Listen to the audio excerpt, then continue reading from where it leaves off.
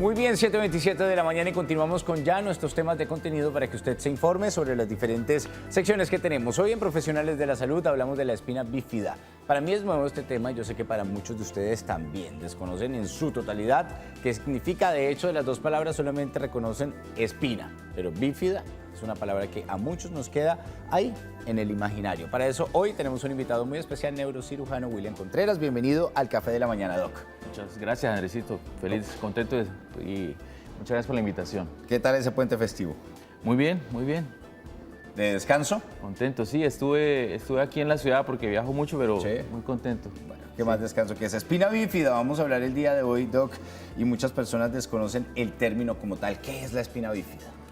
Bueno, podemos ir de lo simple a lo más complejo. La espina bífida es un defecto congénito de la formación de la médula, ¿sí? La médula espinal, ¿vale? Son algunas personas que tienen como un pedacito de carne en la parte de abajo de la columna, como algo salidito ahí, y es un defecto que se produce muy temprano en la gestación. Es un defecto embriológico donde no se cierran las estructuras neurales. Nosotros todos, cuando somos un acúmulo de células, nos volvemos en algún momento un borrador inicial de lo que es el sistema nervioso, de las estructuras que van a formar el cerebro y la médula. Eso se llama el tubo neuronal. Sí. Y todos somos como un tubito de células, no sé si lo puedo mostrar acá. Somos un tubito de células que se van cerrando. Ese tubo se va cerrando inicialmente como una cremallera.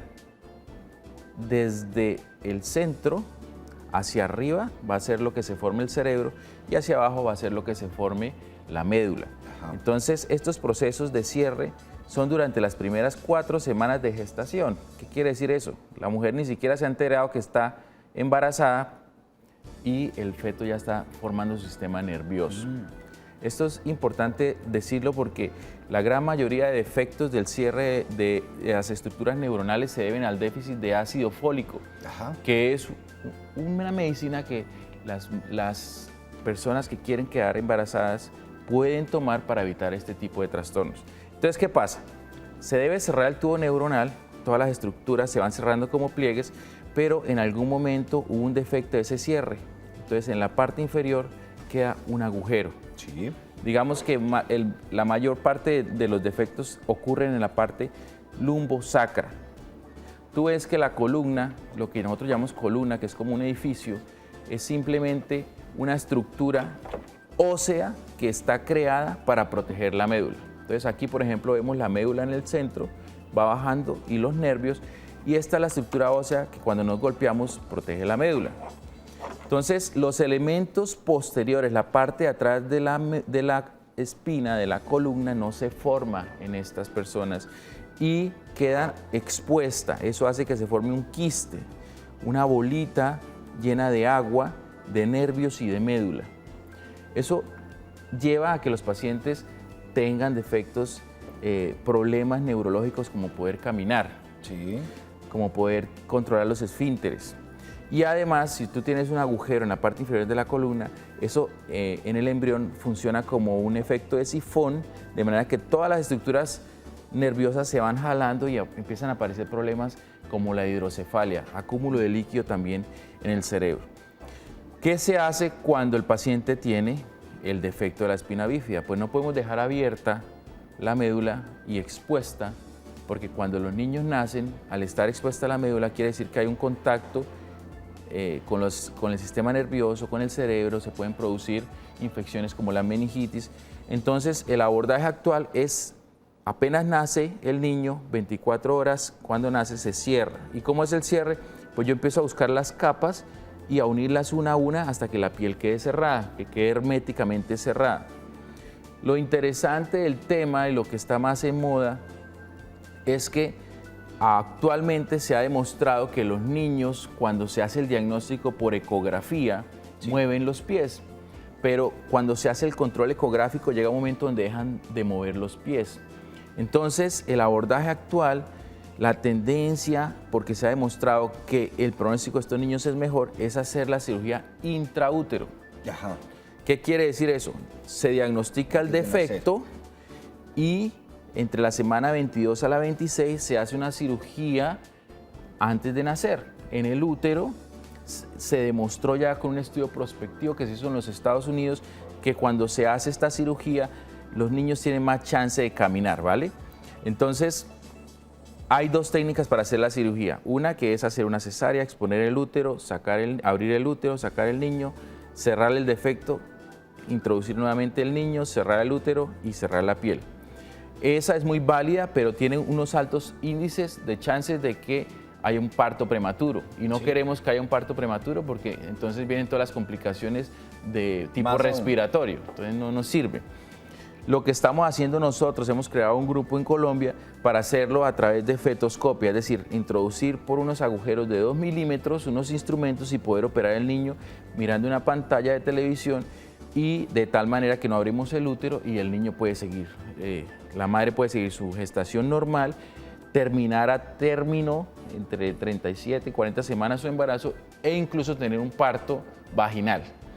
Esto permite al niño tener un mayor chance de caminar, menos complicaciones de tipo necesita una válvula para tratarse su hidrocefalia, por ejemplo, y menos complicaciones del tipo de disfunciones de esfínteres, del tipo de disfunciones sexuales que pueden tener estos niños.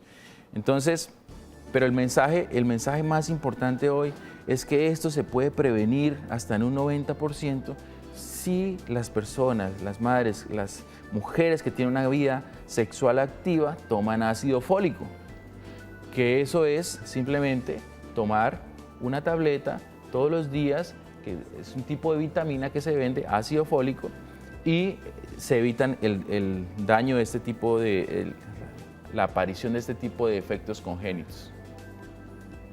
Listo. Doc, hablando e investigando un poco sobre el tema de la espina bífida, encuentra uno que hay tipos, o normalmente ustedes encuentran pues que existen diferentes tipos de espina bífida. ¿Cuáles son los que encontramos actualmente o qué podemos contarle a la gente sobre este tema? Sí, mira, cuando hablamos de tipos específicos quiere decir qué es lo que está expuesto. Entonces, a través de este agujero que está saliendo, nosotros podemos tener que nos falte los elementos posteriores de la columna y tener la piel cerrada. Es lo que llamamos nosotros espina bífida oculta. Entonces, algunas personas se sienten como un bultico atrás, muchas veces ni siquiera tienen defecto motor, pero si usted hace una radiografía se da cuenta que le faltan esto que nosotros llamamos las láminas y las apófisis espinosas, que es lo que nosotros nos palpamos atrás cuando nos tocamos la espalda. Ese sería uno de los tipos, digamos, más benignos. Luego, progresivamente van existiendo otros tipos de mielomeningocele hasta llegar al mielomeningocele, que es el más complejo. Puedes tú tener una exposición en la piel con un quiste, pero sin elementos neuronales. O sea, el quiste, que es una bola de líquido, no tiene ni nervios ni tiene médula.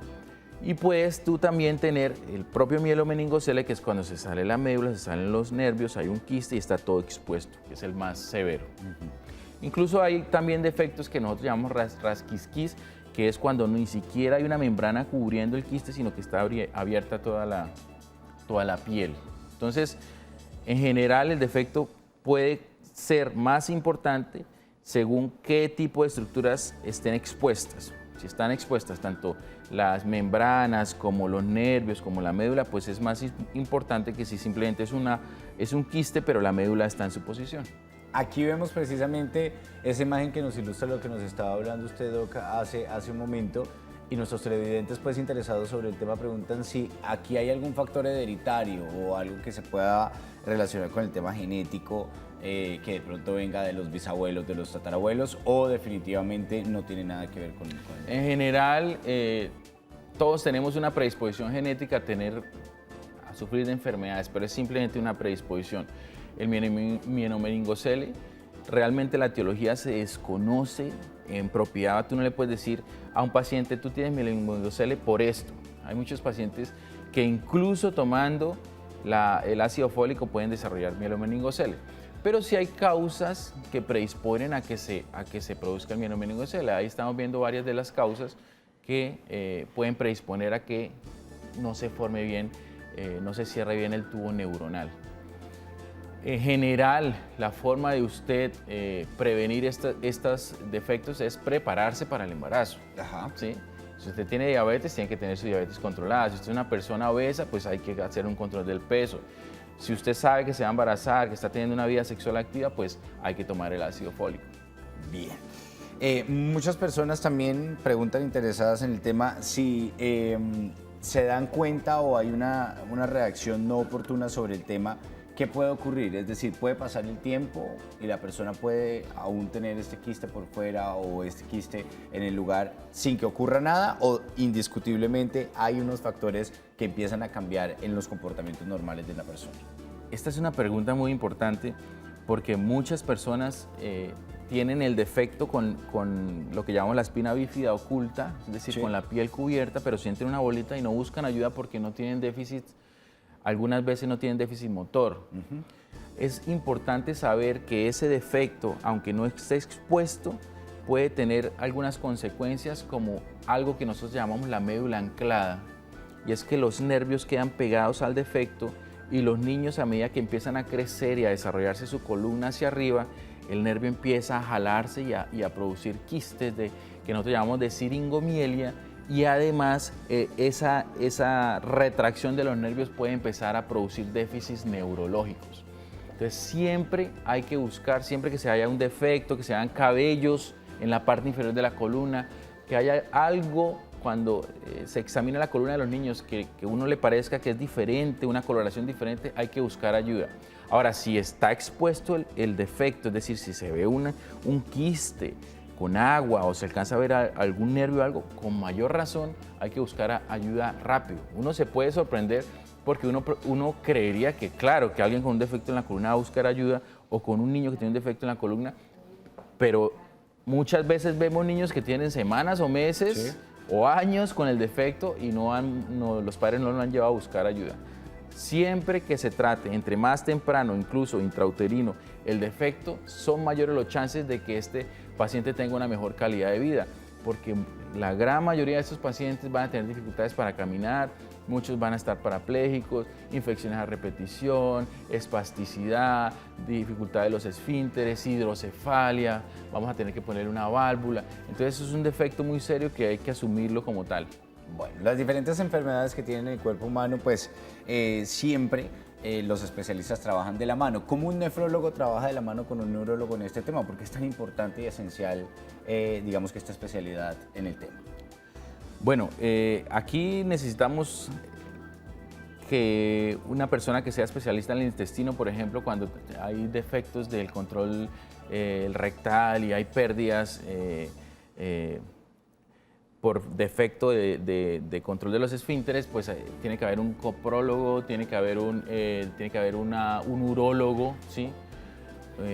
Para que nos ayude a probablemente ver si este niño cómo va a hacer cómo va a eliminar la orina, ¿sí? A rehabilitarlo, tiene que haber un fisiatra, vamos a tener que hacer estudios eléctricos donde vamos a ver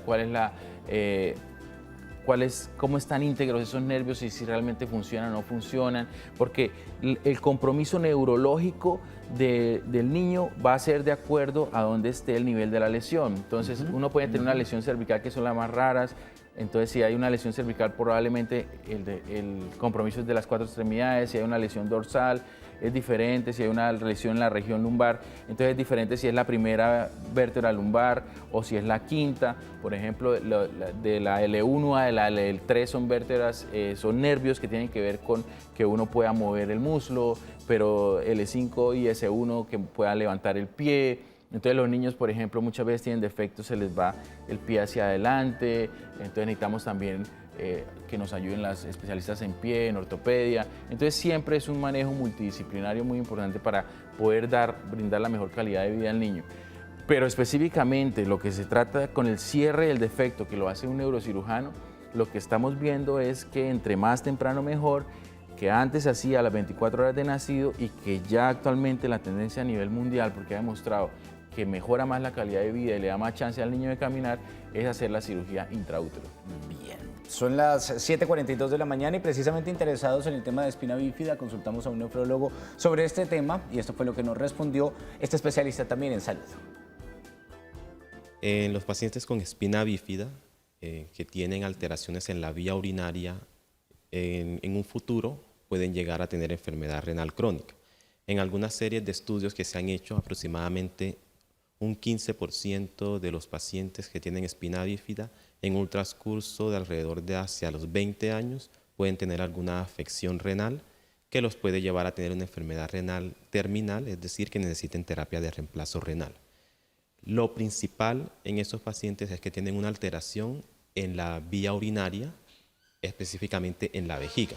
Hay algunas alteraciones en donde hay una vejiga neurogénica o hay un reflujo vesiculolateral, es decir, no se vacía completamente la vejiga y esto puede favorecer a tener infecciones urinarias a repetición o mucha cantidad de orina que genera una presión aumentada hacia los riñones. Esto puede generar pironefritis, infecciones urinarias a repetición arriba en los riñones, puede generar cicatrices en los riñones y esto termina disminuyendo la función de los riñones y asimismo puede alterarse la capacidad para eliminar los tóxicos, controlar los líquidos y entre otras funciones que hace el riñón. Por eso que lo principal es que durante la niñez y la adolescencia los pacientes puedan controlar su alteración de la vejiga para evitar llegar a tener enfermedad renal crónica. Doctor, gracias por el comentario que nos ayuda también a ilustrar un poco desde otro punto de vista cómo puede vivir un paciente con esta, digamos que, situación que es bastante lamentable. Pero bueno, siempre prevenir es mejor que lamentar y afortunadamente esta cirugía que me llama mucho la atención, la intraútero, nos puede evitar una gran cantidad de complicaciones desde el nacimiento. O sea, estamos previniendo desde el momento en el que nace, ya podemos decir, bueno, es el momento de hacer exámenes para ver cómo va la continuidad del tema y no qué vamos a hacer ante la eventualidad. Sí, es verdad, Andrés. Mira, antes ni siquiera sabíamos con estudios ecográficos cuál era el sexo del niño. En la actualidad nosotros con ecografía podemos saber cómo viene el niño y a través de hacer unos estudios genéticos que se llaman cariotipos saber si tiene algún defecto congénito. Entonces la invitación es a que hayan adecuados controles prenatales. Es importante mencionar que cuando los niños vienen con defectos congénitos, en Colombia hoy en día se puede hacer una detención voluntaria del embarazo. Eso también es una opción. Si los padres deciden enfrentar el embarazo y es la única anormalidad congénita que tiene el niño, entonces la invitación y lo que se debe hacer es una cirugía intraútero. La cirugía intraútero, que como te contaba, se puede hacer abriendo el útero y exponiendo el niño, también se puede hacer de manera por laparoscopia, que es muy segura. Ya se hace en Colombia, nosotros hemos hecho el primer caso en el que involucramos médicos, todos colombianos, en un consorcio internacional donde están universidades como Oxford, como el Children's Hospital de Texas, y nosotros cada vez estamos haciendo más cursos para que la gente aprenda esta técnica porque doblamos el chance de que ese niño camine. No garantizamos que camine porque es un defecto muy serio, pero sí doblamos el chance de que no necesite, de que no desarrolle una hidrocefalia, de que no desarrolle síndromes como el Arnold-Chiari, que son defectos en el cerebelo, porque cuando tú tienes un agujero dentro de una cavidad, que es el útero, en donde hay líquido amniótico, ese líquido amniótico empieza a dañar las fibras de los nervios, hace un daño químico. Entonces, tú no puedes interrumpir la gestación, pero si no operas el niño y no le cierras el defecto, pues sí va a estar expuesto a ese líquido amniótico. Otra cosa, intraútero, importante mencionar, es que cuando hay un agujero y hay una cavidad por presión negativa, se jalan los elementos neuronales y se producen entonces los defectos como caída del cerebelo y el acúmulo de líquido en el cerebro. Si corregimos esto rápidamente con la cirugía intraútero y además intentamos garantizar que no haya un parto prematuro, entonces le estamos dando un mayor chance a esa familia de que el niño tenga una mejor calidad de vida. Bueno, doctor William Contreras, gracias por acompañarnos. Recuerden que ustedes pueden seguir nuestra sección a través de nuestro canal de YouTube, Canal Tro, el Café de la Mañana. Se encuentra cada uno de nuestros especialistas en diferentes temas, hablando sobre lo que queremos aquí, enseñarle a usted más conocimiento, más aprendizaje y sobre todo sobre estos temas que muchas veces desconocemos. Mil gracias por pegarse la madrugada. Muchas gracias, siempre encantado. Un gusto como siempre.